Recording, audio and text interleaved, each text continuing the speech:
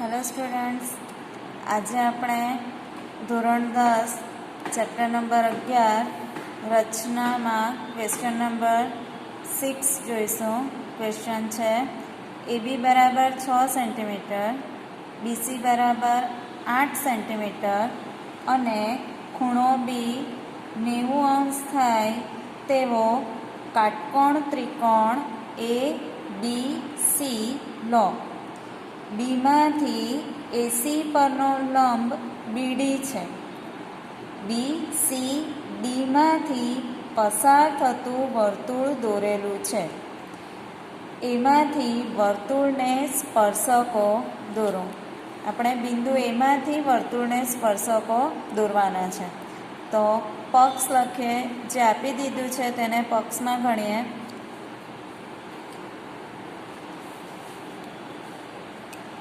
AB બરાબર 6 centimetre,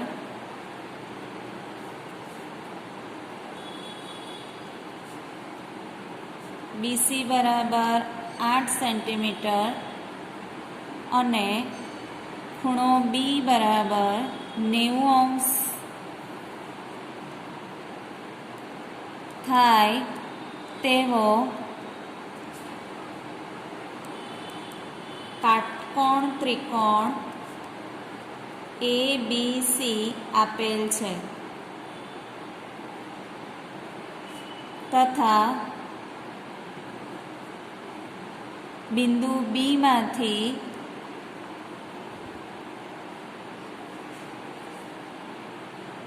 AC લંબ BD છે.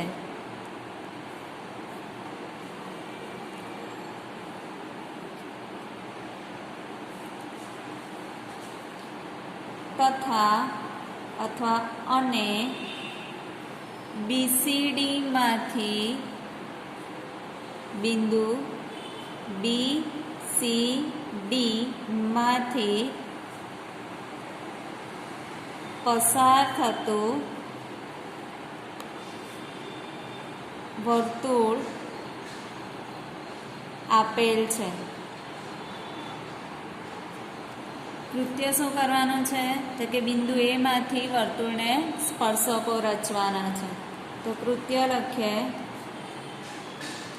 બિંદુ A માંથી વર્તુળને સ્પર્શકો રચવા. હવે સૌપ્રથમ ખૂણો B 90 અંશ થાય તેવું કહ્યું છે, એટલે બેઝ તરીકે પાયો તરીકે રેખાખંડ BC લેવો પડશે. તો સ્કેલની મદદથી 8 સેન્ટીમીટરના માપનો રેખાખંડ BC રચો.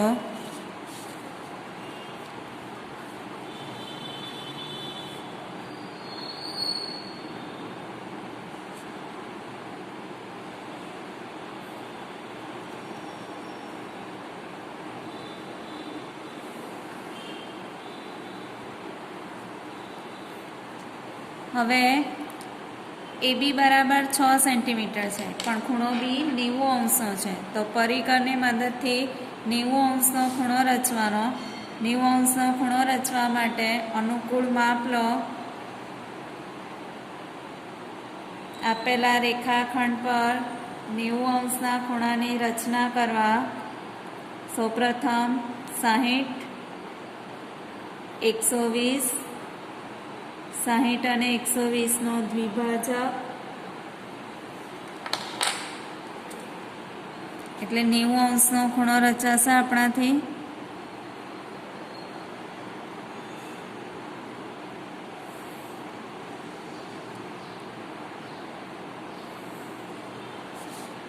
નામ આપી દઈએ. ત્યાર પહેલાં ABનું માપ આપણને કહ્યું છે, AB બરાબર 6 સેન્ટીમીટર. તો પરિકરની મદદથી 6 સેન્ટીમીટર જેટલું માપ લો.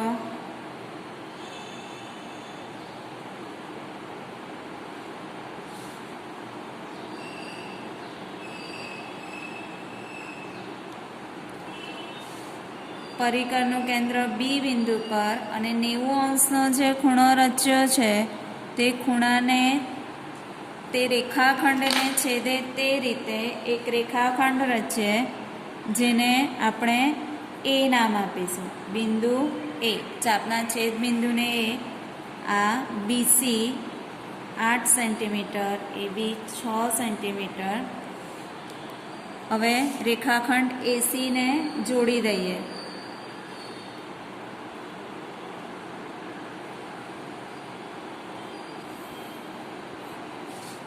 ઓકે, હવે શું કહ્યું છે? બીમાંથી એસી પરનો લંબ, આ બિંદુ બીમાંથી એસી પરનો લંબ લેવાનો છે. તો અનુકૂળ માપ લેવાનું. પરિકરનું કેન્દ્ર બી બિંદુ પર અનુકૂળ માપનો ચાપ રચો. રેખાખંડ એસીને બે બિંદુએ છેદે તે રીતે. રેખાખંડ એસીને બે ભિન્ન બિંદુઓ એ અને સી, રેખાખંડ એસી પર બે ભિન્ન બિંદુએ છેદે તે રીતે ચાપ રચ્યો. હવે એ ચાપ માપ એટલું જ રાખવાનું, એ બંને ચાપોના છેદ બિંદુ પર લંબ દ્વિભાજક રચવાનો છે. લંબ દ્વિભાજક માટે માપ અડધા કરતાં વધારે અથવા આખું, આના અડધા કરતાં વધારે લઈ લીધું. એક ચાપ અંદર, એક ચાપ બહાર. બીજા બિંદુ પરથી એક ચાપ બહાર અને એક ચાપ અંદર.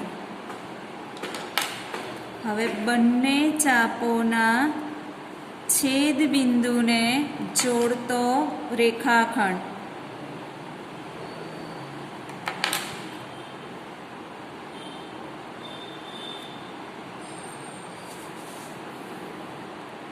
જે બિંદુ બીમાં સાથે એને જોડી દેવાનો અને ઉપરથી ડોટેડ લાઈન દોરીએ છીએ અને બી બિંદુમાંથી ભેદ દોર્યો છે એટલે ત્યાં સ્ટ્રેટ લાઈન દોરી છે. ઓકે, એને નામ આપીએ ડી. થઈ ગયો. બિંદુ બીમાંથી રેખાખંડ એસી પરનો લંબ, લંબ એટલે 90 અંશનો ખૂણો રચે. ઓકે, હવે શું કહ્યું છે? બીસી ડીમાંથી પસાર થતું વર્તુળ રચવાનું છે.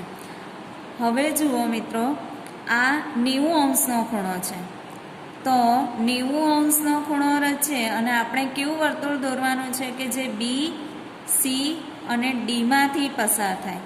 તો આપણે એક વસ્તુ જાણીએ છીએ કે અર્ધ વર્તુળમાં અંતર્ગત ખૂણો કાટખૂણો હોય.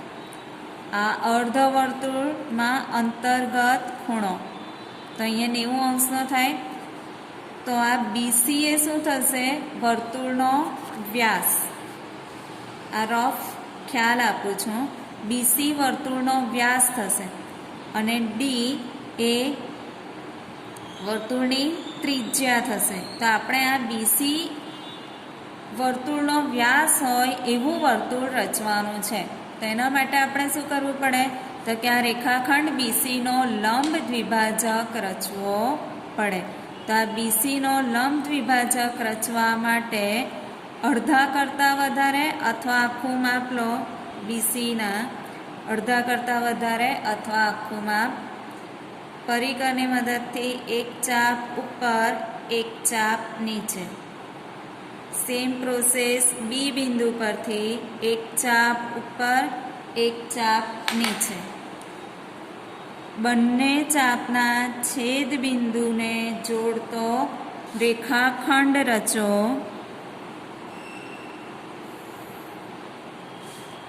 જ્યાં છેદે છે ત્યાં વર્તુળનું કેન્દ્ર એટલે કે બિંદુ ઓ નામ આપો.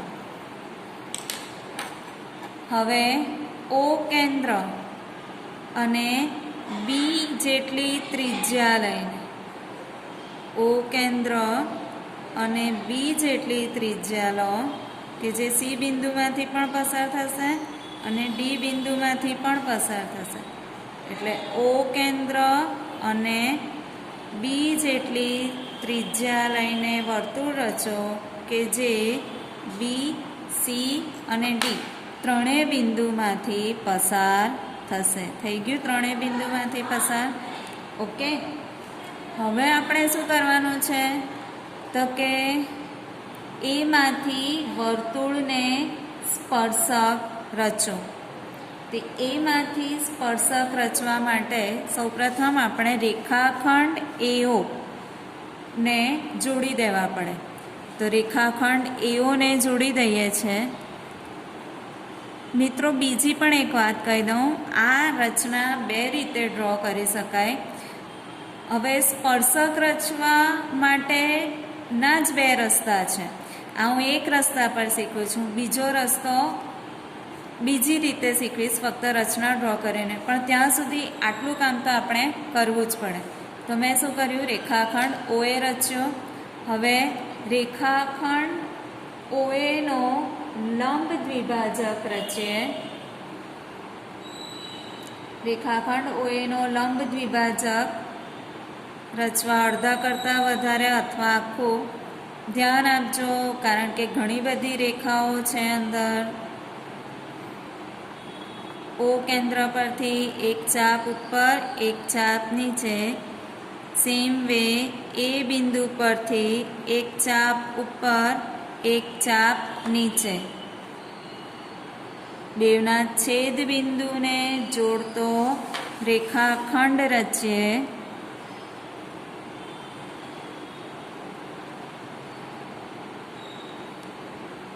હું એને ડોટેડ લાઇનથી દર્શાવું છું એટલે તમને કન્ફ્યુઝન નહીં થાય. રેખાખંડ એઓ પર જ્યાં છેદે છે ત્યાં એમ નામ આપીશું. હવે એમ જેટલી ત્રિજ્યા લો.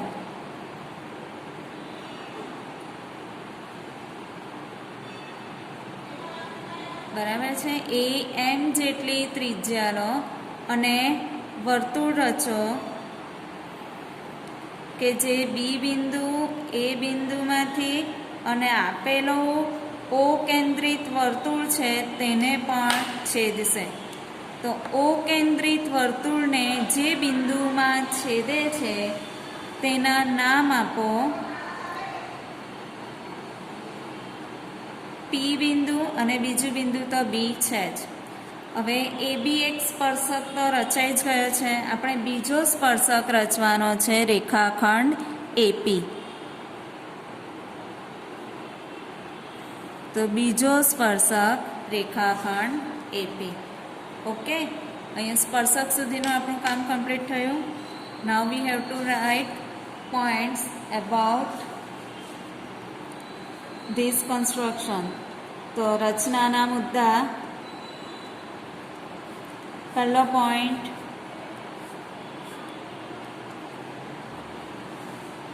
પહેલું કામ શું કર્યું આપણે તો કે એ બી બરાબર 6 સેન્ટીમીટર. એ બી બરાબર 6 સેન્ટીમીટર, બીસી બરાબર 8 સેન્ટીમીટર અને ખૂણો બી 90 અંશ થાય. ખૂણો બી બરાબર 90 થાય તેવો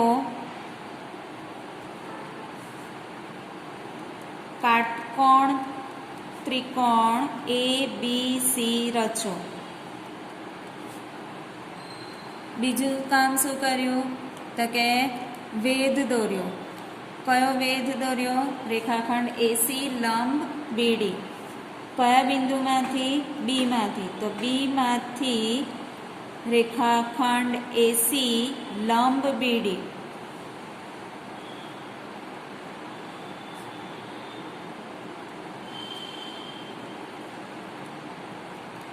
ચલો હવે રેખાખંડ બીસીનો લંબ દ્વિભાજક. બીસીનો લંબ દ્વિભાજક ઓ રચો જે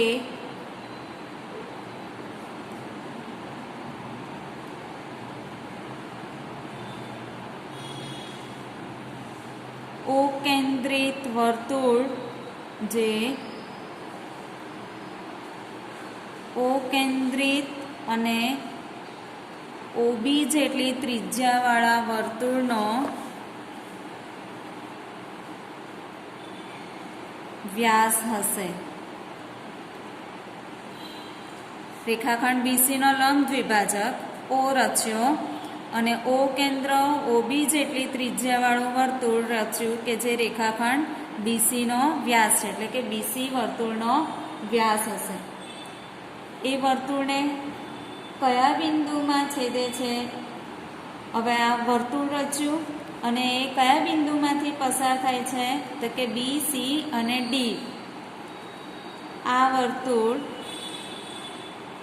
બિંદુ બી, સી, ડી માંથી પસાર થાય છે.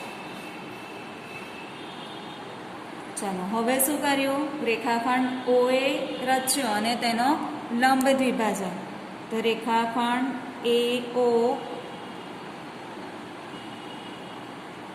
રચી તેનો લંબ દ્વિભાજક એમ રચ્યું. હવે એમ કેન્દ્ર અને એમ જેટલી ત્રિજ્યાવાળું વર્તુળ રચો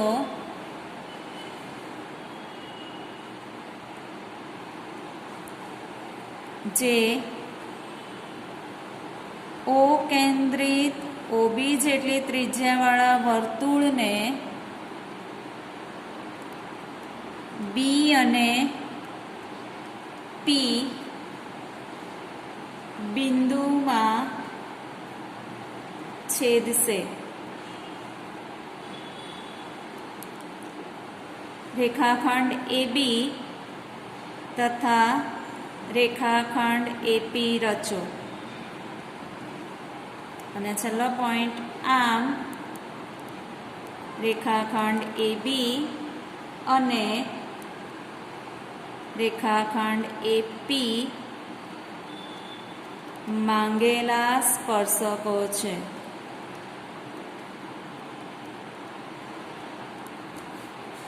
મિત્રો 2-3 વખત રચના દોરવાનો પ્રયત્ન કરશો ત્યારે પરફેક્ટ દોરાશે. Okay, thank you.